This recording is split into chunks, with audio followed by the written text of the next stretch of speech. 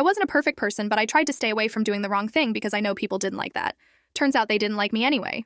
Am I wrong for what I did? 2-2. If I spoke up, I was aggressive. If I stayed quiet, I was passive-aggressive. If I smiled, it was fake. If I didn't, I was cold. They started warning new hires about me.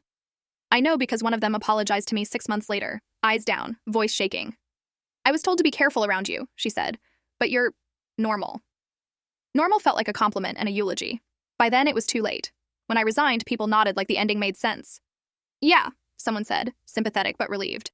I figured this would happen. As if I'd been unraveling the whole time, as if they'd all seen something I hadn't.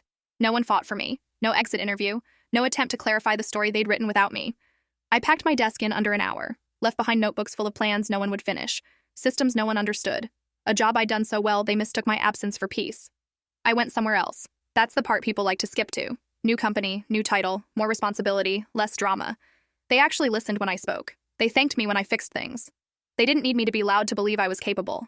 I thrived in a way that felt almost suspicious, like I was waiting for the catch. Years later, my name came up back there.